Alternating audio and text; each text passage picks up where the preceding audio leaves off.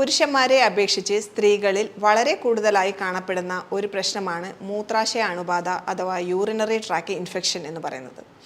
പലതരത്തിലുള്ള സിംറ്റംസുമായിട്ടാണ് പേഷ്യൻസ് വരാറ്.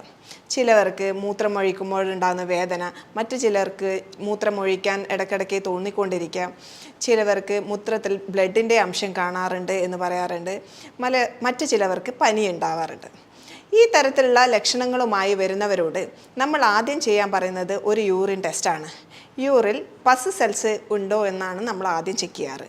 കുറച്ചുകൂടി സ്പെസിഫിക് ആയിട്ടുള്ള ട്രീറ്റ്മെൻറ്റിന് വേണ്ടി നമുക്ക് യൂറിൻ കൾച്ചർ ചെയ്യാൻ കൊടുക്കാവുന്നതാണ്.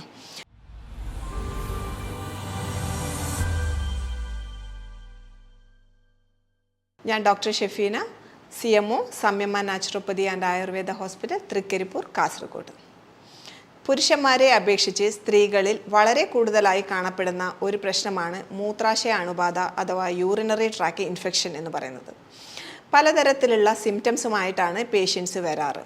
ചിലവർക്ക് മൂത്രമൊഴിക്കുമ്പോഴുണ്ടാകുന്ന വേദന, മറ്റു ചിലർക്ക് മൂത്രമൊഴിക്കാൻ ഇടയ്ക്കിടയ്ക്ക് തോന്നിക്കൊണ്ടിരിക്കാം, ചിലവർക്ക് മൂത്രത്തിൽ ബ്ലഡിൻ്റെ അംശം കാണാറുണ്ട് എന്ന് പറയാറുണ്ട്, മറ്റു ചിലവർക്ക് പനി ഉണ്ടാവാറുണ്ട്. ഈ തരത്തിലുള്ള ലക്ഷണങ്ങളുമായി വരുന്നവരോട് നമ്മൾ ആദ്യം ചെയ്യാൻ പറയുന്നത് ഒരു യൂറിൻ ടെസ്റ്റാണ്. യൂറിൽ പസ് സെൽസ് ഉണ്ടോ എന്നാണ് നമ്മൾ ആദ്യം ചെക്ക് ചെയ്യാറ്. കുറച്ചുകൂടി സ്പെസിഫിക് ആയിട്ടുള്ള ട്രീറ്റ്മെൻറ്റിന് വേണ്ടി നമുക്ക് യൂറിൻ കൾച്ചർ ചെയ്യാൻ കൊടുക്കാവുന്നതാണ്. കൾച്ചർ ചെയ്തതിന് ശേഷം അതിൽ കോമൺ ആയിട്ടും ഈക്കോളി, ക്ലെപ്സിയല്ല, സ്യൂഡോമോണസ് പോലുള്ള ബാക്ടീരിയകളാണ് കൂടുതലായി കാണാറ്. ഇപ്പോൾ AC-യിലിരുന്ന് ജോലി ചെയ്തവരുടെ എണ്ണം വളരെ കൂടുതലാണ്. ഇതുപോലെ AC കൂടുതൽ സമയം ഉപയോഗിക്കുന്നത് വഴി മൂത്രാശയം പെട്ടെന്ന് തന്നെ ഒരു ആസിഡ് pH-ലേക്ക് മാറാനും ഈ ആസിഡ് pH ഈക്കോളി പോലുള്ള ബാക്ടീരിയകളുടെ വളർച്ചയ്ക്ക് സഹായകമാണ്. അതുകൊണ്ട് തന്നെ ഇത്തരക്കാരിൽ കൂടുതലായി യൂറിനറി ട്രാക്ക് ഇൻഫെക്ഷൻ കണ്ടുവരുന്നു. ഇനി പ്രഗ്നൻസി ടൈമിൽ മൂത്രനാളിയിലും മൂത്രാശയത്തിലും കൂടുതലായി ഒരു പ്രഷർ വരുന്നത് കൊണ്ട് തന്നെ അത് UTIയിലേക്ക് നയിക്കാനുള്ള ഒരു കാരണമാണ്. സ്ത്രീകളിൽ മാസമുറ നിന്നതിന് ശേഷവും ഹിസ്റ്ററക്ടമിക്ക് ശേഷവും ഗർഭപാത്രം നീക്കം ചെയ്തതിന് ശേഷവും UTI കൂടുതലായി കാണപ്പെടുന്നു. ഈ രണ്ട് സ്ഥലത്തും കോമൺ ആയി കണ്ടുവരുന്ന ഒന്നാണ് ഹോർമോൺസിൻ്റെ കുറവ്. യൂട്രസ് ആണ് സാധാരണഗതിയിൽ ഈസ്ട്രോജനും പ്രോജസ്റ്ററോണും ഒക്കെ ഉണ്ടാക്കാൻ സഹായിക്കുന്നത്. ഹിസ്റ്റക്ടമിക്ക് ശേഷം ഈ പറയുന്ന ഹോർമോൺസ് കുറയുന്നു. ഈ രീതിയിൽ ഈസ്ട്രോജൻ്റെ അളവ് നമ്മുടെ ശരീരത്തിൽ കുറഞ്ഞു കഴിഞ്ഞു കഴിഞ്ഞാൽ അത് മൂത്രനാളിൽ വരൾച്ച ഉണ്ടാക്കുകയും ഈ വരൾച്ച ഇൻഫെക്ഷനുള്ള ചാൻസ് കൂട്ടാനും സാധ്യതയുണ്ട്. ഇതാണ് UTI വരാനുള്ള, ഈ ഒരു ഏജ് ഗ്രൂപ്പിൽ പ്രത്യേകിച്ച് കൂടുതലായി UTI കാണാനുള്ള മറ്റൊരു കാരണം. അതുകൊണ്ട് തന്നെ ഗർഭപാത്രം നീക്കം ചെയ്ത സ്ത്രീകളിലും മെനോപോസിന് ശേഷമുള്ള സ്ത്രീകളും നമ്മുടെ ശരീരത്തിൽ ഈസ്ട്രോജൻ്റെ അളവ് ബൂസ്റ്റ് ചെയ്യാൻ സഹായിക്കുന്ന ഫൈറ്റോ ഈസ്ട്രോജൻ കൂടുതലായി അടങ്ങിയിരിക്കുന്ന ഫ്ലാക്സ് സീഡ് പോലുള്ള ഭക്ഷണങ്ങൾ കൂടുതലായി കഴിക്കാൻ ശ്രദ്ധിക്കുക. പ്രോബയോട്ടിക്കുകളുടെ ഉപയോഗവും ഈ പറയുന്ന UTI മാനേജ് ചെയ്യാൻ വളരെയധികം സഹായകമാണ്. ഇവിടെ നമ്മുടെ ശരീരത്തിനകത്ത് കോടാനുകോടി ബാക്ടീരിയകളുണ്ട്. നമ്മുടെ ത്വക്കിനകത്തും നമ്മുടെ ദഹനേന്ദ്രിയ വ്യവസ്ഥയ്ക്കകത്തും അതുപോലെ തന്നെ നമ്മുടെ യൂറിനറി ട്രാക്കിനകത്തും ഒത്തിരി ബാക്ടീരിയ വളരുന്നുണ്ട്.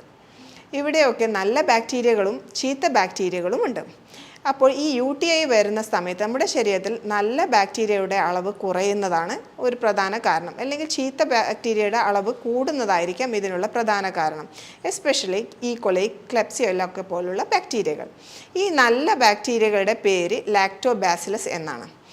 ഈ ലാക്ടോബാസിലസ് കണ്ടുവരുന്ന മറ്റൊരു സ്ഥലമാണ് നമ്മുടെ ദഹനേന്ദ്രിയ വ്യവസ്ഥ. അപ്പോൾ ദഹനേന്ദ്രിയ വ്യവസ്ഥയുടെ അകത്ത് ലാക്ടോബാസിലസിൻ്റെ അളവ് കുറഞ്ഞു കഴിഞ്ഞു കഴിഞ്ഞാലും അതും UTIയിലേക്ക് നയിക്കാനുള്ള പ്രധാന കാരണമാണ്.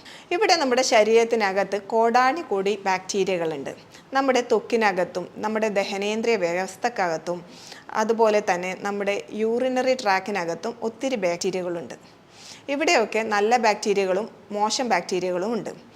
അപ്പോൾ ഈ UTI വരുന്ന സമയത്ത് നമ്മുടെ ശരീരത്തിലെ നല്ല ബാക്ടീരിയകളുടെ അളവ് കുറയുന്നതാണ് ഇതിനൊരു കാരണം. അല്ലെങ്കിൽ നമുക്ക് പറയാം ചീത്ത ബാക്ടീരിയയുടെ അളവ് കൂടുന്നതായിരിക്കാം. എസ്പെഷ്യലി ഈക്കോളി, ക്ലെപ്സിയല്ല പോലുള്ള ബാക്ടീരിയകളാണ്. അപ്പോൾ ഈ നല്ല ബാക്ടീരിയയുടെ പേര് ലാക്ടോബാസിലസ് എന്നാണ്. ഈ ലാക്ടോബാസിലസ് കണ്ടുവരുന്ന മറ്റൊരു സ്ഥലമാണ് നമ്മുടെ ദഹനേന്ദ്രിയ വ്യവസ്ഥ. അപ്പോൾ നമ്മുടെ ദഹനേന്ദ്രിയ വ്യവസ്ഥയിൽ ഈ ബാക്ടീരിയ കുറഞ്ഞു കഴിഞ്ഞു കഴിഞ്ഞാലും നമുക്ക് UTI വരാനുള്ള ചാൻസ് കൂടുതലാണ്. അതുകൊണ്ടാണ് കൂടുതലായിട്ടും ബ്ലോട്ടിങ് അല്ലെങ്കിൽ അസിഡിറ്റി അല്ലെങ്കിൽ ഗ്യാസ് ട്രബിൾ പോലുള്ള പ്രശ്നങ്ങളുള്ളവർക്ക് കൂടുതലായിട്ട് നമ്മൾ UTI കാണുന്നത്. എന്തുകൊണ്ടാണ് ആമാശയത്തിൻ്റെ അകത്ത് ഈ നല്ല ബാക്ടീരിയകൾ കുറയുന്നത്? പല കാരണങ്ങളുണ്ടെങ്കിലും അതിൽ ഏറ്റവും പ്രധാനപ്പെട്ട എന്ന് പറയുന്നത് ആവശ്യത്തിനും അനാവശ്യത്തിനും നമ്മൾ ഉപയോഗിക്കുന്ന ആൻറ്റിബയോട്ടിക്കുകൾ തന്നെയാണ്. സാധാരണ ആൻറ്റിബയോട്ടിക്കുകൾ ഉപയോഗിച്ചതിന് ശേഷം 1-2 ആഴ്ചയ്ക്ക് ശേഷമാണ് പേഷ്യൻസ് കൂടുതലായി ഈ യൂറിനറി ട്രാക്ട് ഇൻഫെക്ഷൻ വരുന്നത് എന്ന് പറയാറുണ്ട്. ഇത് എങ്ങനെയാണ് നമുക്ക് മറികടക്കാൻ സാധിക്കുന്നത്? ഇതിന് ലാക്ടോബാസിലസ് അകത്തേക്ക് കൊടുക്കുന്നത് വഴി UTI മാനേജ് ചെയ്യാൻ വേണ്ടി പറ്റും.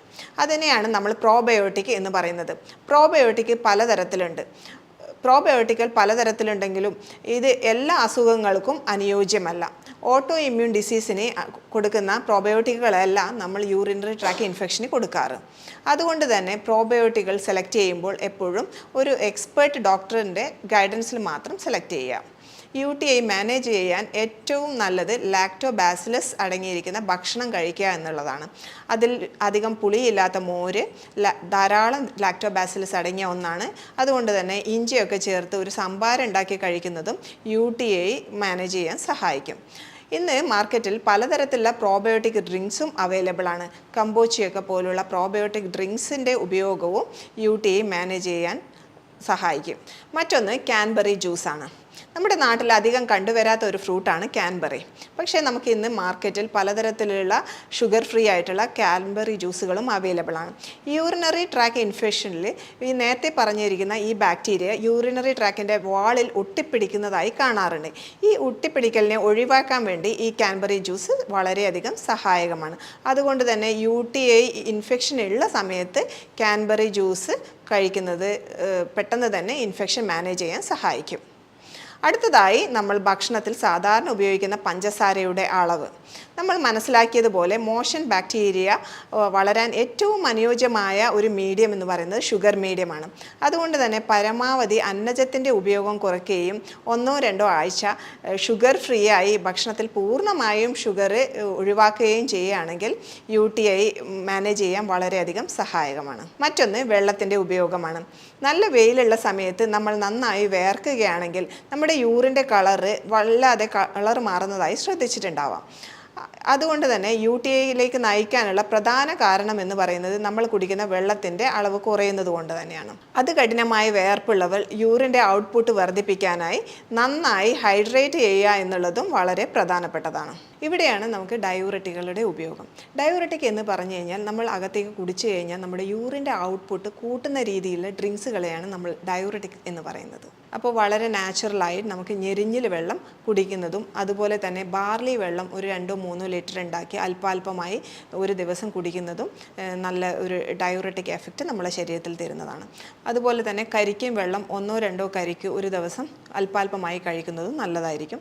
അതുപോലെ തന്നെ തഴുതാമയിട്ട് തിളപ്പിച്ച വെള്ളം കുടിക്കുന്നതും UTI മാനേജ് ചെയ്യാൻ വളരെയധികം സഹായകമാണ്. ഈ പറയുന്ന കാര്യങ്ങൾ ചെയ്യുന്നത് വഴി UTI വരാതിരിക്കാനും വന്ന UTI നന്നായി മറികടക്കാനും സഹായകമാണ്. മറ്റൊരു ടോപ്പിക്കുമായി വീണ്ടും കാണാം. Thank you.